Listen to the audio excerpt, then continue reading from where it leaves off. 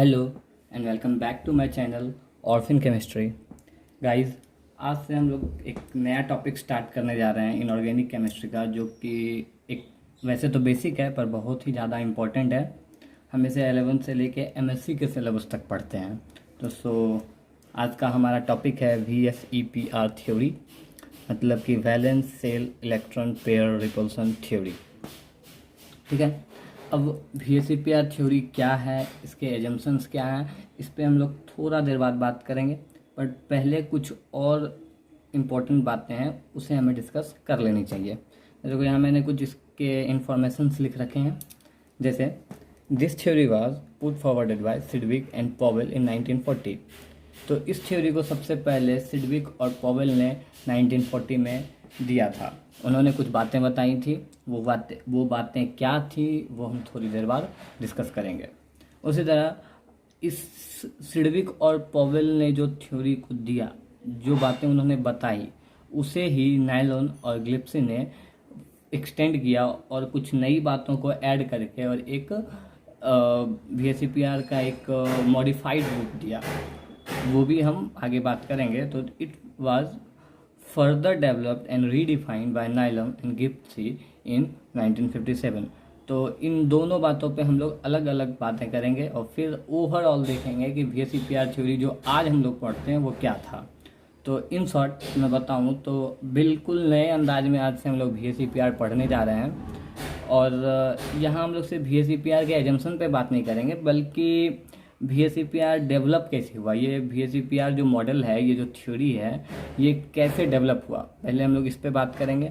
फिर उन बातों से ही कंक्लूजन निकाल लेंगे कि इसके एजम्पशंस क्या क्या जो हम बुक में पढ़ते हैं वो कैसे कैसे आए। So without wasting the time, let's get started. So the first question is, why do we need VSEPR theory? Okay, जब तक VSEPR के पोस्टुलेट्स नहीं आए थे, VSEPR का कॉन्सेप्ट सिडविक और पॉवेल ने फर्स्ट बार 1940 में नहीं दिया था, तब तक हम लोग लुईस डॉट स्ट्रक्चर और ऑक्टेट रूल तक ही थे।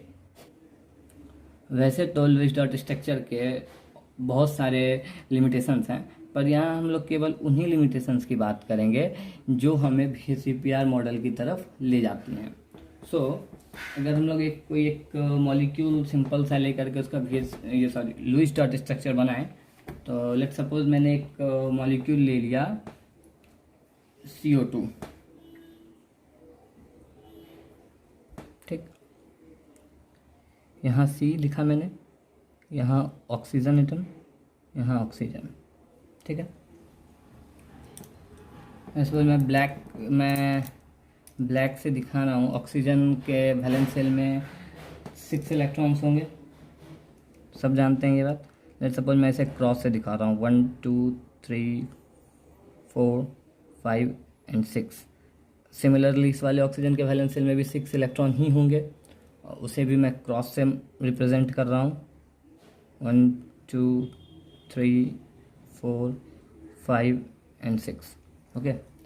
और कार्बन के पास 4 वैलेंस सेल इलेक्ट्रॉन है, उसे मैं डॉट से दिखाता हूँ, 1 2 3 एंड 4।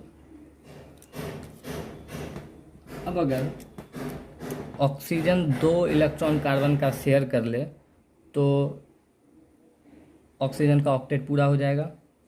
चलो हम इसे शेयर करा देते हैं, हमने शेयर करा दिया। सिमिलरली ये वाला ऑक्सीजन भी अगर कार्बन के इन 2 वैलेंस इलेक्ट्रॉन को शेयर कर ले तो इसकी भी ऑक्टेट पूरी हो जानी है। तो लो हमने ये भी कर दिया। अब कार्बन अगर इस ऑक्सीजन के 2 वैलेंस इलेक्ट्रॉन और इसके 2 वैलेंस को इलेक्ट्रॉन कर ले और 4 इसके पास ऑलरेडी है, तो इसका भी वैलेंस सेल में 8 इलेक्ट्रॉन हो जाएगा, यानी कि ऑक्टेट पूरा हो जाएगा, यानी कि स्टेबल कॉन्फ़िगरेशन अचीव कर लेगा। तो हम ये भी करा देते हैं। सो ये जो स्ट्रक्चर मैंने बनाया, ये लुईस डॉट स्ट्रक्चर है। तो इसे ही हम कोवेलेंट बॉन्ड का नाम देते हैं। वो ऐसे है कि अगर हम ये जो शेयर हुआ है तो इसके बीच बनने वाला बॉन्ड एक सिंगल बॉन्ड, एक ये दूसरा बॉन्ड बना तो डबल बॉन्ड हो गया, ये और ये। तो इसे ही हम इस तरह से आज तक लिखते आए हैं, C डबल बॉन्ड O और इधर डबल बॉन्ड O। बचे हुए ऑक्सीजन के ये दो लोन पेयर दिखा भी सकते हैं या नहीं भी दिखा सकते हैं, इट्स अप टू यू। तो बात यह है कि हम ऐसे लिख देते हैं, सही बात है। ये स्ट्रक्चर आपको देख करके लग ही रहा होगा कि लीनियर है, तो मैं यहाँ लिख देता हूँ लीनियर है। पर क्या आपने कभी सोचा कि ये लीनियर ही क्यों है? होने को ये स्ट्रक्चर ऐसा भी तो हो सकता था, एक कार्बन यहाँ होता, एक ऑक्सीजन ऐसे, एक ऑक्सीजन ऐसे, ओके। ये ऐसा भी तो हम इसे लिख सकते थे, मैं ऑब्लिक लगा देता हूँ। हम लोग एक ऐसा भी तो लिख सकते थे कि सपोज ये कार्बन यहाँ, ऑक्सीजन ऐसे, दूसरा वाला ऑक्सीजन ऐसे, यहाँ बॉन्ड एंगल एग्जैक्ट 90 डिग्री है, यहाँ लेस देन 90 है, ओके। तो ये कुछ भी स्ट्रक्चर हो सकते थे इसके, पर हम लोग जानते हैं कि जो स्ट्रक्चर इसका है, जो प्रपोज किया गया स्ट्रक्चर है, वो CO2 लीनियर मॉलिक्यूल है। तो ये सारी बातें, ये ऐसा ही क्यों है, बॉन्ड एंगल उसका लेस देन 90 क्यों नहीं है, या एग्जैक्ट 90 क्यों नहीं है ना, या अब 90 और 180 के बीच का कुछ बॉन्ड एंगल क्यों नहीं है, जो मैं दिखाता हूँ। ऐसे भी तो हम लिख सकते थे, एक कार्बन ऐसे, एक ऑक्सीजन यहाँ और ऑक्सीजन यहाँ, मोर देन 90 डिग्री का एंगल है, ऐसा भी तो हो सकता था। पर हम लोग ऐसा सब नहीं लिख करके केवल ये स्ट्रक्चर, लीनियर वाला स्ट्रक्चर लिखते हैं। तो इसके पीछे क्या रीज़न है? तो ये सारी बातें ऑक्टेट रूल या फिर जो हमारा लुईस डॉट स्ट्रक्चर था, ये इन बातों को एक्सप्लेन नहीं कर पाया कि कोई भी मॉलिक्यूल का स्पेस में क्या ज्योमेट्री, फिक्स ज्योमेट्री उसकी क्या होगी, ओके। तो इन्हीं सब बातों को एक्सप्लेन करने के लिए सिडविक और पॉवेल ने कई सारे मॉलिक्यूल्स को स्टडी किया, कुछ फंडामेंटल स्ट्रक्चर्स के बारे में बताया और कहा कि कोई भी मॉलिक्यूल इन फंडामेंटल स्ट्रक्चर्स में से ही किसी एक में होगा। ये फंडामेंटल स्ट्रक्चर्स क्या होते हैं ये मैं आगे बताऊंगा। फिलहाल यहाँ से कुछ और भी बातें हैं जो हम लोग डिराइव कर सकते हैं, कुछ और बातें हैं जो हम लोग कंक्लूड कर सकते हैं, जो हमें VSEPR को समझने में, VSEPR के डेवलपमेंट में हमें हेल्प करेंगी। जैसे देखो, ये जो शेयर्ड पेयर्ड इलेक्ट्रॉन है, एक इलेक्ट्रॉन ये है, एक इलेक्ट्रॉन ये है, इन दोनों के शेयर होने से जो ये कोवेलेंट बॉन्ड बना है, ठीक है, तो ये इलेक्ट्रॉन शेयर वाइज हम शेयर्ड पेयर ऑफ इलेक्ट्रॉन कहते हैं, और इसे हम शेयर्ड पेयर ऑफ इलेक्ट्रॉन कहते हैं, shared pair of electrons, okay. और इसी का एक और नाम हम दे सकते हैं, वो bond pair of electron, sorry simply bond pair कहते हैं इसे, बॉन्ड पेयर। कई बार हमारे मन में कन्फ्यूजन होता है कि पेयर का मतलब तो होता है दो, अगर कहीं किसी ने लिखा है वर्ड पेयर, पेयर का मतलब होता है टू, पर उसी तरह हम लोग देखते हैं बॉन्ड पेयर कह रहा है, इसका मतलब डबल बॉन्ड होगा। ऐसा नहीं है, ठीक है, ऐसा नहीं है। बॉन्ड पेयर इसे इसलिए कहते हैं क्योंकि शेयर्ड पेयर ऑफ इलेक्ट्रॉन से जो बनने वाला बॉन्ड है वो इलेक्ट्रॉन पेयर है, इस वजह से बॉन्ड पेयर कहते हैं उसे, ओके।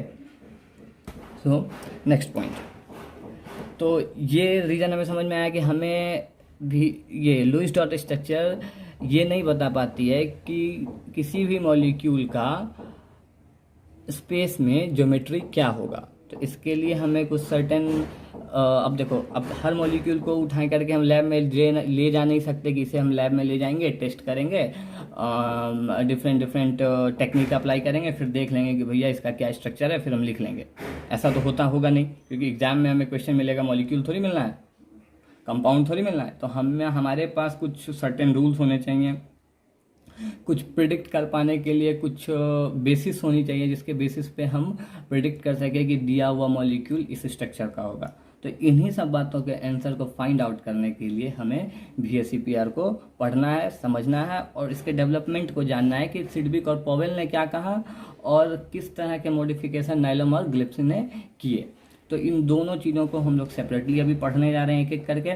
इस वीडियो में मैं सिडविक और पॉवेल ने जो किया इस पर फोकस करूँगा, नेक्स्ट वीडियो में मैं इन दोनों को बताऊँगा और उसी वीडियो में मैं सारी बातों को एक जगह कंक्लूड कर दूँगा और एक जनरल फार्मूला भी दूंगा कि कैसे आप एक दिए हुए मॉलिक्यूल से उसके शेप और स्ट्रक्चर को निकाल सकते हो। तो यहाँ मैंने दो वर्ड इस्तेमाल कर लिया है। एक वर्ड मैंने कहा है ज्योमेट्री, एक मैंने कहा ज्योमेट्री और एक मैंने कहा शेप।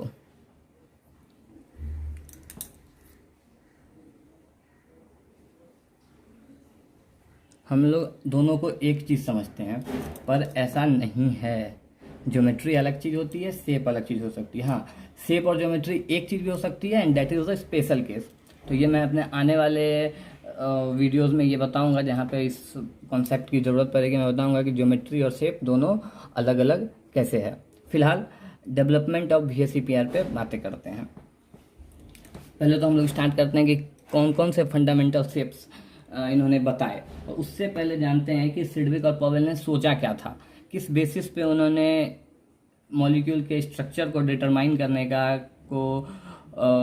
मैं क्या कहूँ, मॉलिक्यूल के स्ट्रक्चर को प्रिडिक्ट कैसे किया जा सकता है या क्या हो सकता है उसका स्पेस में स्ट्रक्चर, वो कैसे सोचा होगा। आइए देखते हैं सम इम्पोर्टेंट की पॉइंट्स। यहाँ क्या पॉइंट्स हैं जो बातें हमें समझनी चाहिए, ध्यान में रखनी चाहिए, वो मैं यहाँ लिखता हूँ। देखो, पहली बात तो ये कि VSEPR is the easiest way to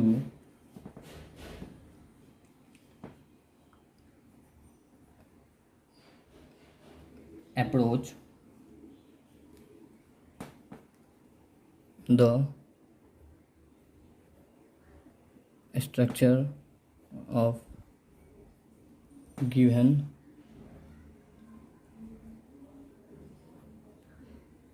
molecule. Okay, second point. दूसरी बात ये कि each molecule has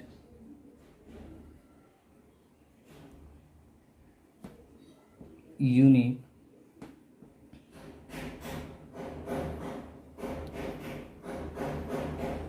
structure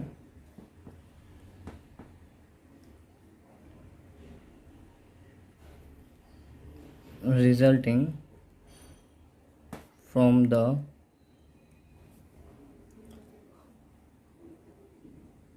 several energy factors। Sidgwick और पॉवेल ने जो स्टडी किया तो उन्होंने बताया कि कोई भी मॉलिक्यूल का जो स्पेस में स्ट्रक्चर होगा, ज्योमेट्री होगा, शेप होगा, इन सारी बातों पे हम आगे चर्चा करेंगे, तो वो जो उसका स्ट्रक्चर होगा वो बहुत सारे एनर्जी फैक्टर पे डिपेंड करेगा, जो उन्होंने स्टडी किया अलग अलग मॉलिक्यूल को, तो उन्होंने जो बताया। अब उसमें से सबसे ज़्यादा डोमिनेटिंग क्या होगा वो मैं अगले पॉइंट में लिख रहा हूँ। तो उन्होंने फर्दर बताया कि VSEPR is based on the fact that electron repel each other because they are negatively charged. ये तो ऑब्वियस सी बात है, और हम लोग 9th से ही ये बात जानते आ रहे हैं कि इलेक्ट्रॉन जो होता है वो नेगेटिवली चार्ज होता है। एक इलेक्ट्रॉन पर 1 यूनिट नेगेटिव चार्ज होते हैं। वो स्ट्रक्चर ऑफ एटम की बात है, वो मैं नहीं करूँगा कि कितना चार्ज होता है। ओके, तो जब सारे नेगेटिव चार्ज एक जगह होंगे तो ऑब्वियस सी बात है वो रिपल करेंगे। तो जब रिपल करेंगे तो एनर्जी में भी चेंज आएगा, और क्या आएगा उसकी वजह से शेप में क्या फ़र्क पड़ेगा या क्या शेप वो लेगा वो मॉलिक्यूल स्पेस में, इन्हीं सब बातों को पॉवेल और सेडविक ने स्टडी किया था। ठीक है, तो अगर मैं अगली पॉइंट की बात करूं तो ये आने वाला पॉइंट काफ़ी, ये वाला पॉइंट काफ़ी ज़्यादा इंपॉर्टेंट है और अच्छे से ध्यान से हमें इसे समझना है। ओके, तो उन्होंने क्या बताया, उन्होंने कहा according to VSEPR model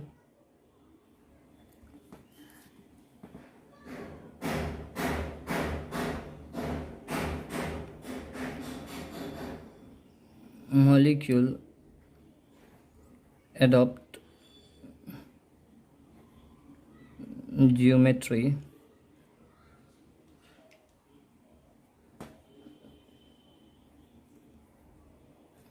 such that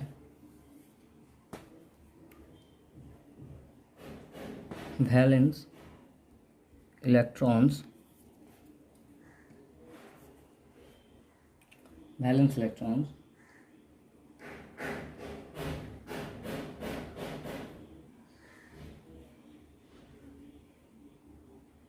pair position themselves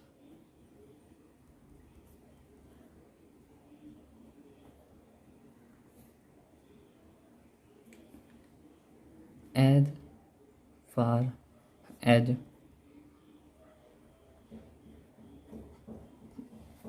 possible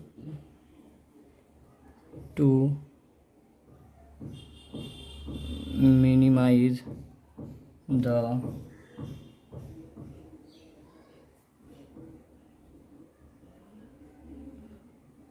electronic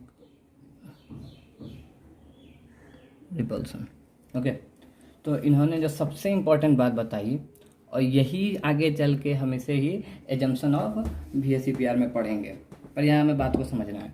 उन्होंने कहा according to VSEPR model molecule adopt geometry such that the valence electron pair position themselves, मतलब कि valence electron pair repulsion theory का जो model है, इसके according geometry, कोई भी मॉलिक्यूल जो ज्योमेट्री एक शेप में, जो एक स्पेस में जो डेफिनेट ज्योमेट्री एक्वायर करती है, तो वो डिपेंड करता है कि उसके वैलेंस शेल इलेक्ट्रॉन कैसे ओरिएंट हैं। वो इस तरह से अरेंज होना चाहते हैं कि आपस में वो मैक्सिमम दूरी बना सकें। ओके, इस पर मैं आगे अभी एग्जांपल दूंगा तो ये क्लियर हो जाएगा। To minimize electronic repulsion. Okay, so मैं अभी एग्जांपल लेता हूँ कि लेट्स सपोज मैं एक एग्जांपल ले रहा हूँ CH4 का, फॉर एग्जांपल CH4। अगर हमें इसका लुईस डॉट स्ट्रक्चर बनाना हो तो हम क्या करते हैं, बीच में हमने सेंट्रल में हमने कार्बन डाल दिया, एक H यहाँ, H H H, कार्बन के पास 4 वैलेंशियल इलेक्ट्रॉन है, 1 2 3 एंड 4। हाइड्रोजन के वैलेंशियल में एक इलेक्ट्रॉन है, मैं इसे क्रॉस से दिखा रहा हूँ, 1 2, इसका फिर 1 एंड 1। ये इसके हाइड्रोजन शेयर करके ड्यूप्लेट पूरा करेगा, ये भी ड्यूप्लेट पूरा किया है, इसने भी ड्यूप्लेट पूरा किया, इसने भी ड्यूप्लेट पूरा किया, और कार्बन इन चारों के वैलेंशियल इलेक्ट्रॉन को शेयर करके अपना ऑक्टेट पूरा कर लेता है। और इसे हम लुईस डॉट स्ट्रक्चर के अकॉर्डिंग लिखते हैं, ये CH H H and H। Okay, इस तरह से अगर आप देखो तो ये 90 डिग्री पर है, ये जो बॉन्ड एंगल है ये 90 डिग्री है। पर अगर इसे, ये क्योंकि एक प्लेन में है इस वजह से 90 डिग्री पर है, पर अगर इसे हम 3 डायमेंशन में बना करके देखें, जो एक्चुअल शेप होता है इसका, तो हम जानते हैं ये मीथेन मॉलिक्यूल और मीथेन मॉलिक्यूल का शेप टेट्राहेड्रल होता है। मैं टेट्राहेड्रल मॉलिक्यूल कैसे बना मैं इसमें आगे आऊँगा, इस पर मैं आगे चर्चा करूँगा। तो टेट्राहेड्रल मॉलिक्यूल जो बना वो कार्बन बीच में, एक यहाँ, एक यहाँ, यहाँ, यहाँ, H H H और H। टेट्राहेड्रल मॉलिक्यूल जो है, यहाँ जो अब बॉन्ड एंगल हो गया है ये कितना है, 109 डिग्री 5 सेकेंड। ये 109.5 डिग्री बोलते हैं इसे।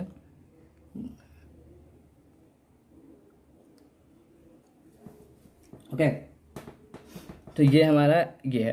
तो आप देख सकते हो अगर ये जो BSEP सॉरी ये लुईस डॉट स्ट्रक्चर जो हमने बनाया था उस हिसाब से यहाँ पे 90 डिग्री पे सारे थे। ये जो बना यही तो बॉन्ड पेयर है, यही तो बॉन्ड पेयर है, और इसके आपस में तो रिपल्सन होंगे ही, क्योंकि है तो ये इलेक्ट्रॉन ही। तो ये रिपल्सन होगा, यहाँ 90 डिग्री पर है। अगर ये इस तरह से अरेंज रहेगा तो आपस में ये 90 डिग्री पे रहेगा, और अगर ये टेट्राहेड्रल शेप में जाता है तो 109.5 डिग्री 109.5 डिग्री पे रहेगा। तो जब ऐसा रहेगा तो जब बॉन्ड एंगल बढ़ जाएगा तो ऑब्वियस सी बात है इन दोनों के बीच की दूरी बढ़ जाएगी, तो रिपल्सन कम फील करेगा। दोनों नेगेटिवली चार्ज है, जितना ज़्यादा मैक्सिमम दूरी पे रहेगा उतना कम रिपल्सन फील करेगा। तो इसका मतलब है VSEPR ने ये बताया कि जो हमें लुईस डॉट के हिसाब से हम ऐसा बना देते थे CH4 मॉलिक्यूल मीथेन, वो ऐसा ना हो करके वो ऐसा होगा जिसका शेप है हमारा टेट्राहेड्रल। ओके, तो इस तरह मैंने एक CH4 का मॉलिक्यूल लेके बताया। इन्होंने कुछ 7-8 फंडामेंटल ज्योमेट्रीज की बात की, वो मैं अभी जस्ट मैं उसके बारे में बात करता हूँ। तो ये हमें यहाँ से मैं बस खाली 4th नंबर पॉइंट को समझाने के लिए मैंने इतना कुछ किया। According to VSEPR model, molecule adopt geometry such that valence electron pair positions themself. ये जो वैलेंस इलेक्ट्रॉन पेयर थे इन्होंने अपने आप को इस तरह से पोजीशन पे लिया, इस पोजीशन पे खुद को रखा एज फार एज पॉसिबल, जितना मैक्सिमम दूरी पॉसिबल हो सकता था। यहाँ 90 डिग्री ही पे था, यहाँ ज़्यादा डिस्टेंस हो गया दोनों के बीच में 105 degree. Okay, as possible to minimize the electronic repulsion. ये जो इलेक्ट्रॉन इन्होंने शेयर कर रखा है, जब 90 डिग्री पे होंगे तो दूरी कम होगी दोनों के बीच, ज़्यादा रिपल्सन 109.5 डिग्री पे आ गए तो दूरी बॉन्ड एंगल बढ़ी तो दूरी बढ़ गई तो रिपल्सन कम। तो वो इलेक्ट्रॉनिक रिपल्सन को मिनिमाइज करने के लिए स्पेस में इस तरह से ओरिएंट होते हैं कि इनके बीच की दूरी इनके बीच मिनिमम रिपल्सन रहे और वो स्टेबल स्ट्रक्चर फॉर्म होता है। ओके, यहाँ हर बॉन्ड के बीच में 109.5 डिग्री ही है, इसके इसके इसके इसके सबके बीच में। ओके, सो मैं बात करता हूँ कुछ फंडामेंटल ज्योमेट्रीज की। फंडामेंटल ज्योमेट्री में सबसे पहला शेप आता है लीनियर। ओके, लीनियर के लिए इन्होंने बताया कि कोई भी मॉलिक्यूल, मान लो कि कोई मॉलिक्यूल ये AB टाइप के मॉलिक्यूल जितने होंगे वो लीनियर ज्योमेट्री शो करेंगे। Where A is the central atom, मैं यहाँ लिख ही देता हूँ, is a central atom and B is the surrounding atom.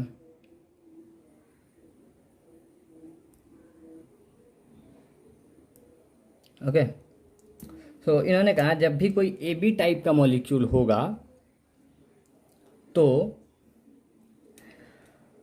AB type का जो भी मॉलिक्यूल होगा वो लीनियर शेप में आएगा। इसका मतलब हुआ कि A बीच में होगा, B यहाँ आएगा और ये B यहाँ आएगा। तो आप यहाँ देखो तो इसके बीच में भी इलेक्ट्रॉन, इन्होंने ये इलेक्ट्रॉन शेयर्ड पेयर है और ये जो डिस्टेंस है, ये जो बॉन्ड एंगल है वो 180 डिग्री है। जब AB टाइप के मॉलिक्यूल होंगे तो मैक्सिमम डिस्टेंस इन दोनों के बीच में 180 डिग्री ही हो सकता है। अगला फंडामेंटल शेप इन्होंने बताया, मैं एग्जांपल भी दे देता हूँ। इसके एग्जांपल में आप लिख सकते हो BeF2, BeCl2, HgCl2, CO2 etc। इस तरह के जितने भी मॉलिक्यूल होंगे वो BeCl2, HgCl2, AB2 टाइप के भी जो मॉलिक्यूल होंगे उन सब का शेप लीनियर होगा। ओके, नेक्स्ट पॉइंट, मतलब अगला फंडामेंटल शेप। अगला इन्होंने कहा कि अगर मान लो कि AB3 टाइप के मॉलिक्यूल आ जाते हैं तो इसका जो करस्पॉन्डिंग शेप होगा वो कैसा होगा, ट्राइगोनल प्लानर। मतलब कि ये एक ट्रायंगल बना रहा होगा जो कि सेम प्लेन में होंगे। तो देख लेते हैं। मान लो यहाँ ए है, बी, बी एंड बी। अब ध्यान से देखो तो ये एक ट्रायंगल बन रहा है। तो इन्होंने कहा कि कभी भी अगर ए बी 3 टाइप के मॉलिक्यूल्स आते हैं तो वो जो शेप बनेगा वो ट्रायंगुलर प्लानर होगा। ठीक है, यहाँ पे आप अगर बॉन्ड एंगल की बात करो तो आपका बॉन्ड एंगल हो जाएगा 120 डिग्री। आप किसी के भी मान लो आप इसकी भी निकालोगे तो ये 120 डिग्री ही आएगा। सिमिलरली ये भी और ये भी। तो 120 डिग्री ही मैक्सिमम बॉन्ड एंगल हो सकता है, या इसी बॉन्ड एंगल पे दो बी एटम एक दूसरे से मैक्सिमम दूरी पे हो सकते हैं, जहाँ पे रिपल्सन मिनिमम हो। ठीक है, तो इसके एग्जाम्पल क्या क्या हो सकते हैं? तो इसका एग्जाम्पल में लिखो AlCl3, SO3, ओके,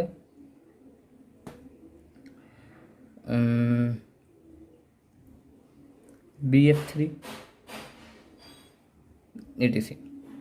ठीक है, अब मैं बात करता हूँ तीसरे टाइप के फंडामेंटल ज्योमेट्री की।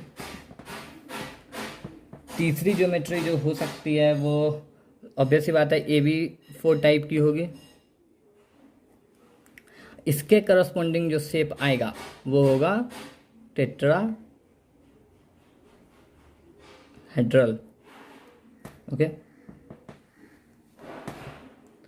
ये होगा टेट्राहेड्रल। तो टेट्राहेड्रल मैं बना के दिखा देता हूँ आपको। लेट सपोज यहाँ ए है सेंट्रल एटम, एक B, B B B, B B B B. यहाँ जो बॉन्ड एंगल है हमने अभी CH4 के केस में देख लिया है कि 109.5 डिग्री होता है। ठीक, इसका जो एग्जाम्पल है वर्ल्ड नोन एग्जाम्पल है CH4, ammonium ion, NH4+, etc।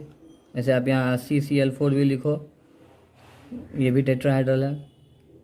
CHCl3 भी लिखो, ये भी टेट्राहेड्रल। थोड़ा सा डिस्टॉर्शन होगा, वो मैं आगे बात करूँगा इस बात पे, इस बारे में डिटेल में। ओके, इतने एग्जाम्पल काफ़ी हैं। मैं बात करता हूँ अगले फंडामेंटल शेप की।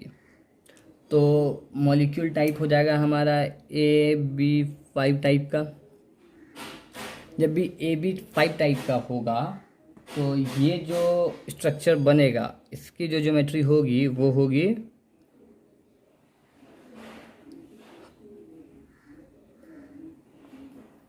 Triangular bye pyramidal.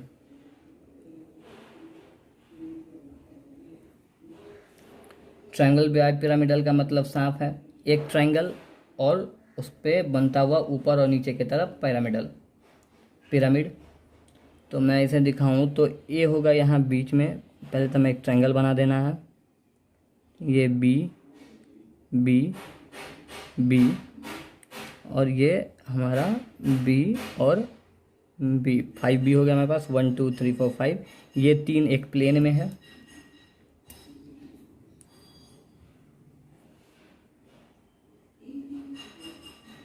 ठीक है, ये 3 हमारा एक प्लेन में है। आप देख सकते हो ये एक ट्रायंगल बना रहा है, और ये एक प्लेन के ऊपर है और ये एक प्लेन के नीचे है। तो यहाँ पर हमें 2 तरह के एंगल मिलेंगे। ये जो ऊपर नीचे वाला है इसे हम बोलेंगे एक्सियल बॉन्ड्स। ओके, ये जो एक प्लेन में है, इनमें एक को दिखा रहा हूँ, ये तीनों कहलाएंगे इक्वेटोरियल बॉन्ड। Equatorial bond. तो इन तीनों का जब ये एंगल होगा, ये ऑब्वियस सी बात है ये 120 डिग्री होगा, क्योंकि ये एक ट्रायंगल है। और एक ट्रायंगल और इसके बीच जो है ये इस पर परपेंडिकुलर है, ये 90 डिग्री का एंगल बनाएगा। ओके, मैं इसको एक आपको इमेजिन करवाता हूँ, just a moment.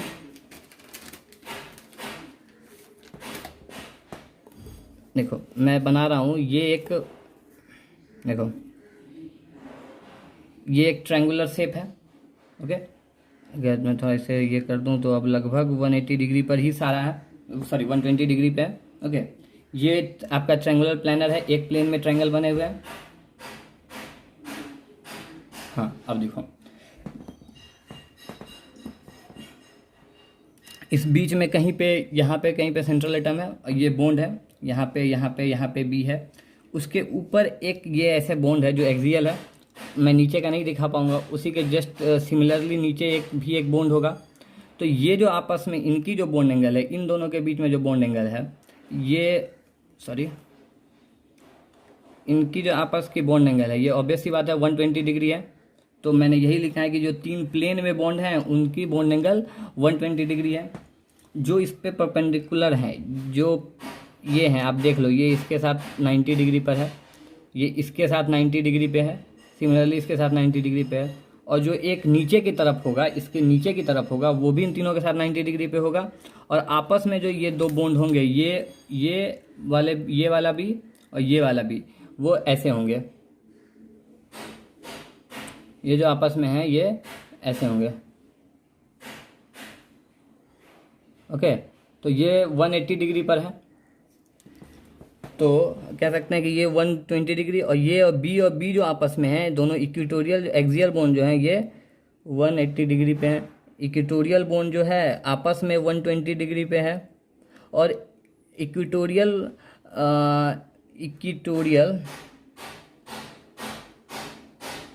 And axial का जो बॉन्ड है, ये दोनों कंबाइन रूप में ये सारे 90 डिग्री पे आपस में हैं। तो ये सारे इन्फॉर्मेशन हमें ध्यान रखना है, क्योंकि आगे जब हम मॉलिक्यूल पे अप्लाई करेंगे, ये तो मैं एक स्टैंडर्ड एग्जांपल दे रहा हूँ, जब हम मॉलिक्यूल पे अप्लाई करेंगे तो ये सारी चीज़ें बहुत इंपॉर्टेंट रोल अपना दिखाएंगी कि कौन सा बॉन्ड एंगल इतना होने की वजह से क्या फ़र्क पड़ रहा है। तो अभी तक हम लोग 4 फंडामेंटल शेप देख चुके हैं, हम आगे के शेप को देखते हैं। AB6 टाइप, इसका नाम हम लोग देते हैं ऑक्टाहेड्रल।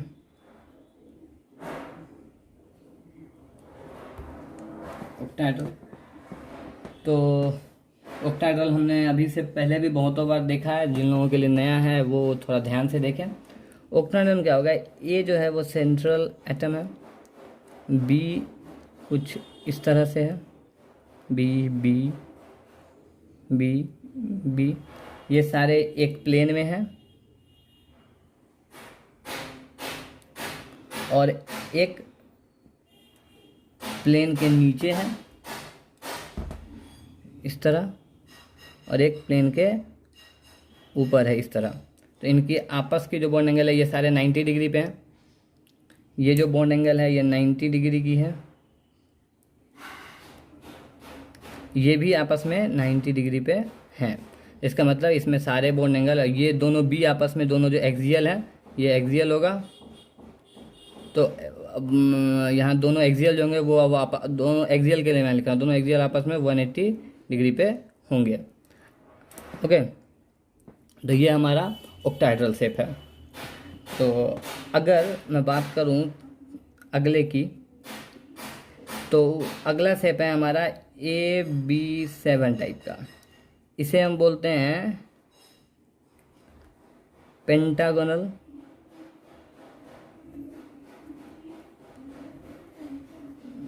Bye pyramidal. एक सॉरी, मैं इसके ऑक्टाहेड्रल का मैंने कोई एग्जांपल नहीं दिया, मैं ऑक्टाहेड्रल का एग्जांपल ले देता हूँ। मान लो SF6, ओके, ये काफ़ी फेमस एग्जांपल है ऑक्टाहेड्रल का, पेंटागोनल बाय पिरामिडल। इसका मैं एक स्ट्रक्चर बनाता हूँ। तो यहाँ पे क्या होगा, हमें एक, पहले मैं एक पेंटागन बना देता हूँ, आप किसी भी तरह बनाओ, डजंट मैटर। इसके बीच में कहीं पे ए होगा, ये ऐसे जुड़े होंगे, हर जगह पे यहाँ बी है, यहाँ बी है, यहाँ बी है, यहाँ भी बी है, और यहाँ भी बी है। और आपको आप एक यहाँ से बी दिखा दो और एक सेम अपोजिट में यहाँ पे बी दिखा दो। मैं आपको इसको मैं दूसरे एंगल से इसे बनाता हूँ जो कि इमेजिन करना आपके लिए आसान हो। मैं अगली एक और ज्योमेट्री की बात करता हूँ जो बहुत ही ज़्यादा इम्पोर्टेंट है। 7 नंबर वो है AB8 टाइप का मॉलिक्यूल। AB8 टाइप का मॉलिक्यूल होता है, AB8 टाइप का मॉलिक्यूल होता है, इसे हम कहते हैं square anti prismatic. Square anti prismatic. Okay, so square anti prismatic कैसा होगा? तो यहाँ पे मैं स्क्वायर एंटी प्रिज्मेटिक की बात नहीं कर रहा हूँ, क्योंकि स्क्वायर एंटी प्रिज्मेटिक में क्या होता है, इसका एग्जांपल जो है वहाँ पे lone pair of electron involve हो जाते हैं। ओके, तो मैं इसके बारे में नेक्स्ट वीडियो में, जहाँ पे मैं लोन पे इफेक्ट ऑफ लोन पेयर की बात करूँगा, वहाँ पे मैं बताऊँगा। अभी तक जो हमने बात की, मैं उसका एक यहाँ पे कंक्लूज़न आपको आपके सामने लाता हूँ। कंक्लूज़न, अब तक जो हमने बात किया उसका कंक्लूज़न। पहला तो ये हमने देखा कि ए molecule has fixed geometry in space। Okay, दूसरा कि अभी तक हमने देखा ओनली सिग्मा बॉन्ड के बारे में देखा हमने, जितने भी एग्जाम्पल लिए उसमें सिर्फ सिग्मा बॉन्ड थे। और जो हमने देखा कि यहाँ लोन पेयर ऑफ इलेक्ट्रॉन के बारे में हमने कोई बात नहीं किया। तो यहाँ से हम एक चीज़ और कह सकते हैं जो मुझे पहले बता देना चाहिए था कि VSEPR जो है उसे हम 2 पार्ट में बांट के पढ़ते हैं। पहला पार्ट जो हमने इतना देर अभी जो डिस्कस किया है, ये 7 फंडामेंटल स्ट्रक्चर्स, ये पहला पार्ट है। तो ये पहला पार्ट है जिसको हम कह सकते हैं कि ये central atom has